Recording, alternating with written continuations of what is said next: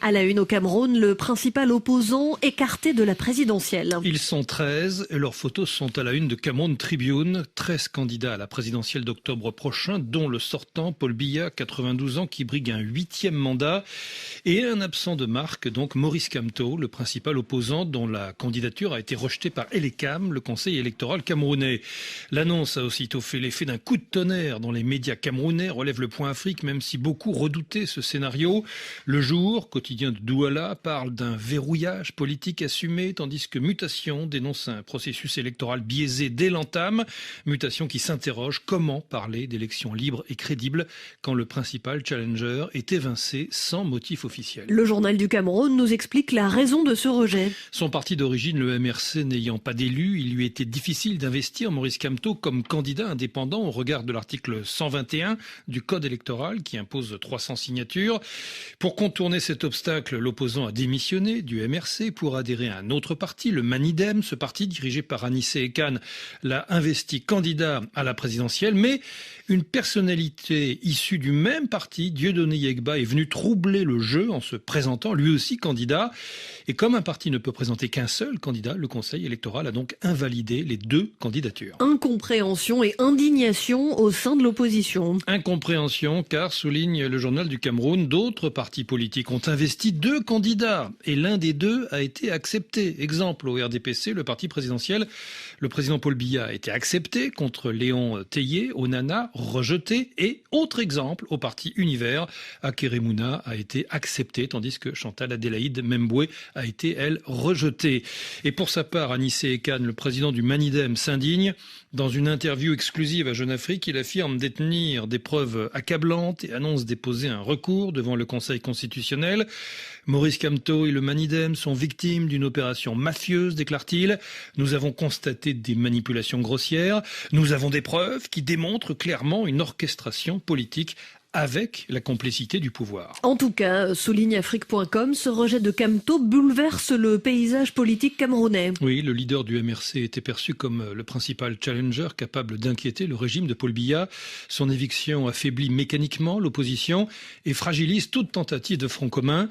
Pourtant, certains acteurs appellent à une coalition. Paul Mahel, conseiller et porte-parole d'Akeremouna, estime que Kamto, même hors course, peut encore jouer un rôle déterminant en soutenant une candidature unique de l'opposition.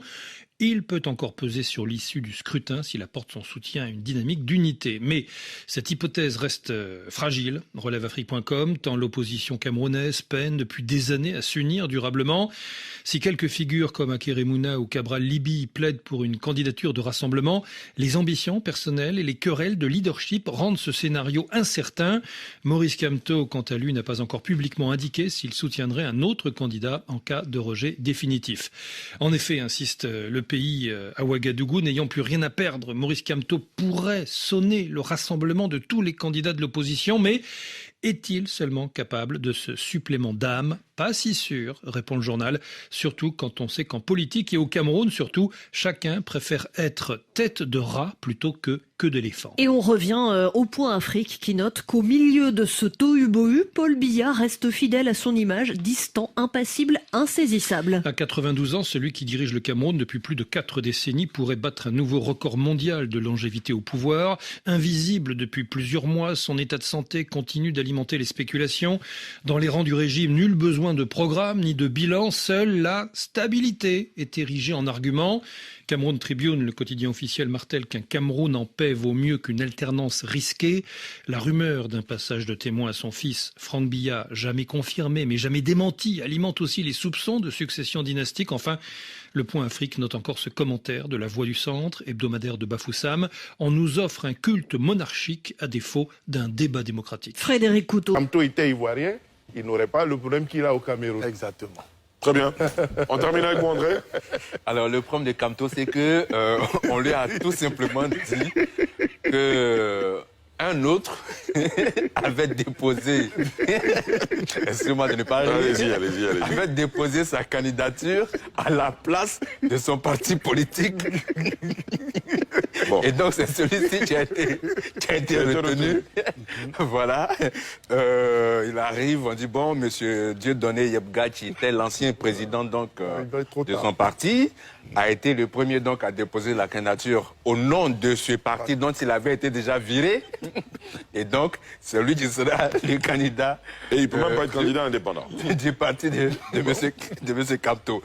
Alors, pour être plus sérieux, Paul Biya, il a été nommé Premier ministre pour la première fois, je n'étais même pas encore né. Voilà, il est au pouvoir. Je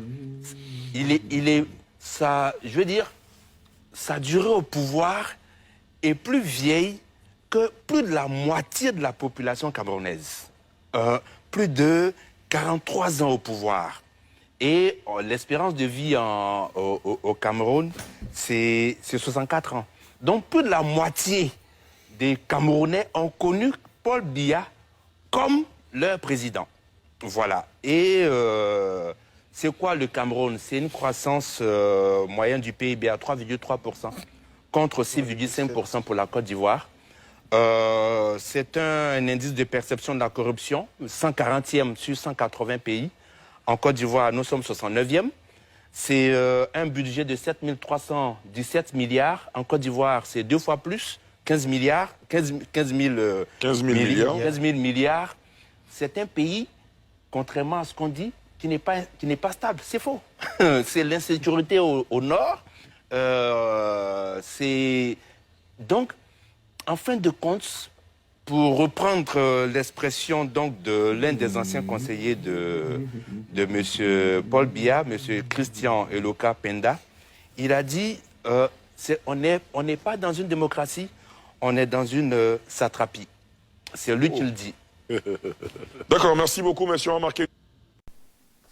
Élection présidentielle au Cameroun, c'est chaud. C'est vraiment chaud, c'est vraiment chaud. Souvenez-vous, il y a un parti, le Malidem, qui a décidé d'investir le professeur Maurice Kamto du MRC, parce que lui n'a pas les élus pour se présenter aux élections. Mais ce qui se passe, c'est que le président du MRC, qui s'est fait investir par Anissé Kanet du Malidem, ce dernier n'est désormais plus reconnu par le ministère de l'Intérieur.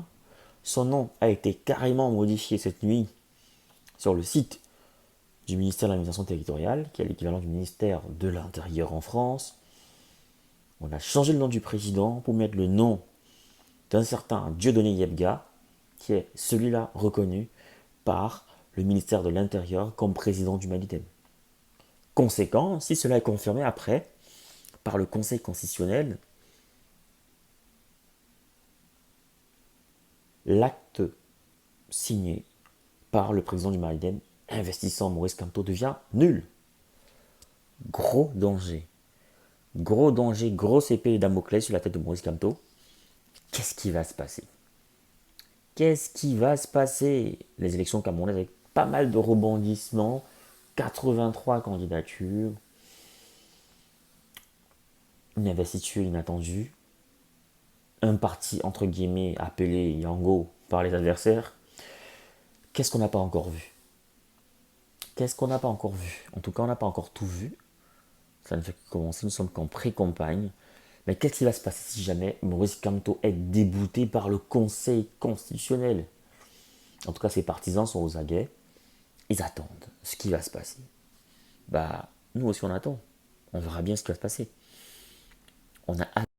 Vous voulez créer du contenu qui captive, qui informe. Vous voulez partager votre expérience, votre expertise avec le monde. Vous voulez gagner de l'argent avec ce que vous aimez. Alors, ma formation, elle est pour vous. Cette formation, elle est taillée sur mesure pour vous. Dans cette formation, vous allez apprendre à vous lancer dans la création de contenu, à choisir le bon format, le bon support. Dans ma formation, on apprend à trouver sa niche. On apprend à trouver sa valeur ajoutée, sa proposition unique, sa cible idéale. On apprend plein de choses dans cette formation. Dans ma formation, on apprend à trouver son rythme, on apprend à planifier son contenu, à optimiser son temps tout en restant motivé. C'est une formation accessible à tous, que vous soyez expérimenté, débutant, voilà, que vous vouliez créer du contenu audio, vidéo, écrit ou multimédia. Cette formation, elle est pour vous. Vous devez absolument l'apprendre.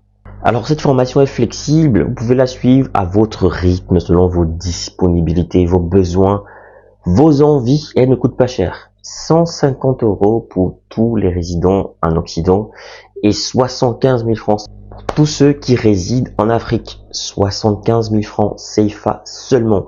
Alors qu'est-ce que tu attends? Souscris rapidement à cette formation parce que les places sont limitées à 50 places maximum et il y aura des formations chaque mois.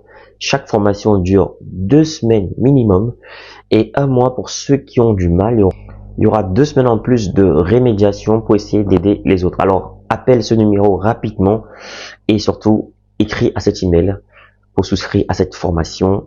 Voilà, le numéro je rappelle 0467 81 59 18 précédé du plus 32. Donc je reprends plus 32 0467 ou alors plus 32 467 81 59 18 disponible bien sûr par appel et sur WhatsApp ou alors écrivez-moi tout simplement par mail pour souscrire à votre formation. Donc je vous attends nombreux et les places sont très limitées. Donc à très bientôt.